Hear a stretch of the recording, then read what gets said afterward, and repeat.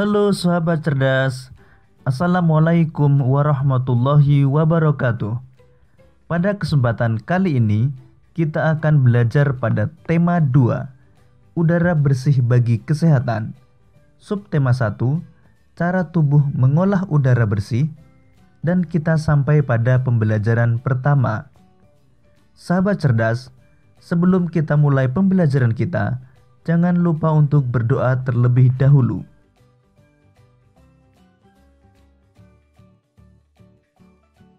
Sahabat cerdas, coba kalian amati gambar Dayu yang sedang mengamati ikan hias di akuariumnya. Dayu memelihara banyak ikan hias berjenis ikan mas koki. Ikan-ikan hias itu dipelihara dalam sebuah akuarium. Setiap hari, Dayu memberi makan ikan-ikannya. Dayu juga rutin membersihkan akuarium, lalu mengganti airnya dengan air bersih. Kegiatan itu ia lakukan seminggu sekali. Dayu senang melihat ikan-ikan di dalam akuarium berenang ke sana kemari.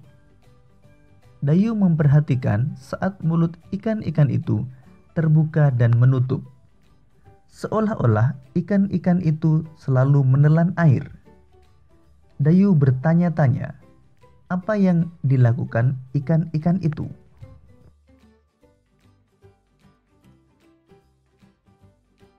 Sahabat cerdas, untuk memudahkan kita dalam memahami dan mengingat isi bacaan, kita dapat menuliskannya dalam bentuk peta pikiran. Sekarang mari kita membuat peta pikiran atau mind map pada bacaan Dayu dan ikan hias. Perhatikan peta pikiran berikut ini. Siapa yang memelihara ikan hias? Yang memelihara ikan hias adalah Dayu. Apa nama jenis ikan hias yang dipelihara? Jenis ikan hias yang dipelihara adalah ikan mas koki. Di mana ikan hias itu dipelihara? Ikan hias dipelihara di akuarium. Kapan ikan hias itu diberi makan? Dayu memberi makan ikan hias setiap hari. Kapan akuarium dibersihkan? Dayu membersihkan akuarium seminggu sekali. Apa yang diperhatikan Dayu saat melihat ikan-ikan hiasnya? Dayu memperhatikan mulut ikan-ikan yang terbuka dan menutup.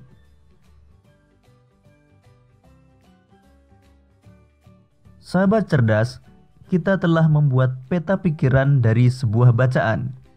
Selanjutnya, mari kita belajar tentang sistem pernapasan pada hewan. Sistem pernapasan hewan yang akan kita pelajari antara lain cacing tanah, serangga, ikan, amfibi, reptil, burung, dan mamalia. Cacing bernapas melalui permukaan kulit. Kulit cacing selalu basah dan berlendir untuk memudahkan penyerapan oksigen dari udara. Oleh karena itu, cacing menyukai tempat lembab untuk menjaga supaya kulit tubuhnya selalu basah dan berlendir. Di bawah permukaan kulit cacing yang tipis, terdapat pembuluh udara. Saat udara masuk melalui kulit, oksigen diikat oleh darah. Pada darah cacing, terkandung hemoglobin sehingga mampu mengikat oksigen. Oksigen yang diikat oleh hemoglobin lalu diedarkan ke seluruh tubuh. Zat sisa pembakaran berupa karbon dioksida dan uap air dikeluarkan dari tubuh juga melalui permukaan kulit.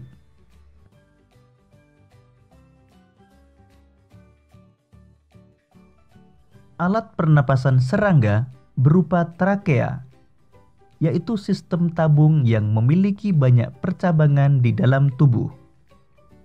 Percabangan trakea disebut trakeola. Trakea mengedarkan oksigen langsung ke semua sel tubuh dan organ, serta menyerap karbon dioksida dari semua sel tubuh untuk dibuang. Udara memasuki trakea melalui pori-pori kecil di permukaan tubuh serangga yang disebut spirakel. Selanjutnya, udara beredar melalui pembuluh udara kecil. Sel-sel tubuh mengambil oksigen langsung dari pembuluh udara kecil itu. Karbon dioksida dari sel akan mengalir ke trakeola, lalu dibuang melalui lubang spirakel.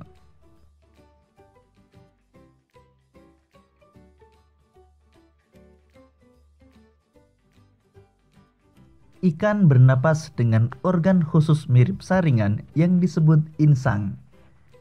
Insang membentuk lembaran tipis berwarna merah muda dan selalu lembab. Insang terdapat tepat di belakang rongga mulut pada kedua sisi kepala ikan. Biasanya insang dilindungi oleh selaput atau rangka yang disebut tutup insang atau operculum. Di balik tutup insang ini terdapat 4 deret insang yang saling tumpang tindih. Pada insang terdapat pembuluh darah halus. Pembuluh darah itu dapat menyerap oksigen yang terkandung dalam air dan melepaskan karbon dioksida dari darah. Insang juga berfungsi sebagai alat pengeluaran garam-garam dan sebagai penyaring makanan.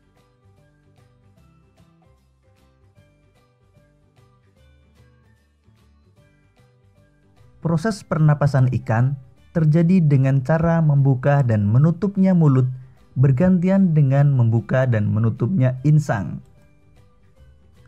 Proses pernapasan ikan terdiri dari 2 tahapan, yaitu inspirasi dan ekspirasi.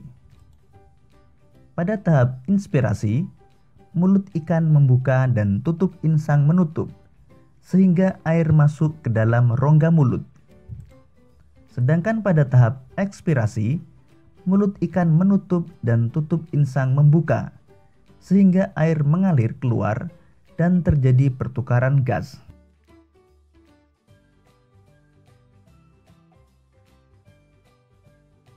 Berikut ini gambar yang menunjukkan tahap inspirasi dan ekspirasi pada ikan.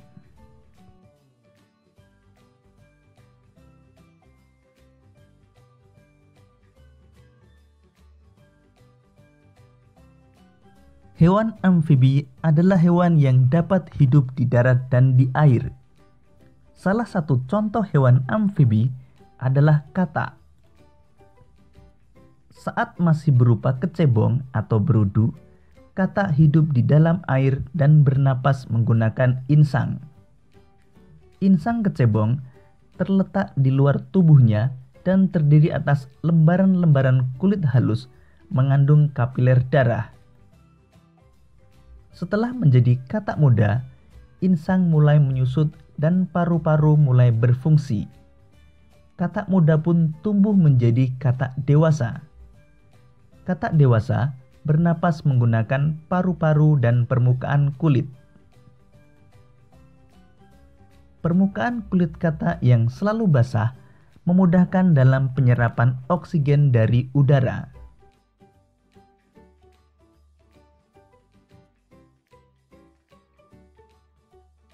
Hewan yang termasuk jenis reptil diantaranya ular, kadal, cicak, buaya, dan biawak.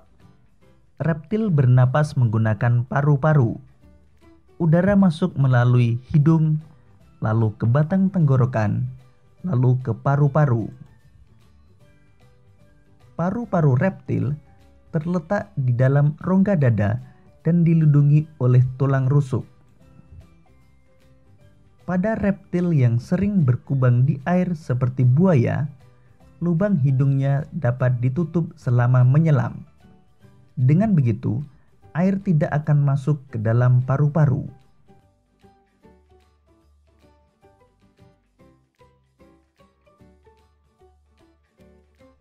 Burung bernapas dengan sepasang paru-paru dan kantong udara. Burung menghirup udara sebanyak-banyaknya saat tidak terbang. Sebaliknya, saat terbang burung tidak menghirup udara. Udara dihembuskan dari kantong udara ke paru-paru. Kantong udara burung berfungsi sebagai tempat penyimpanan udara.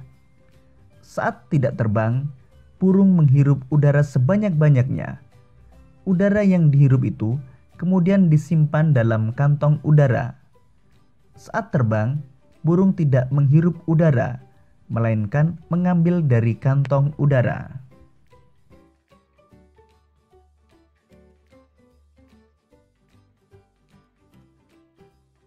Mamalia adalah jenis hewan yang menyusui anaknya.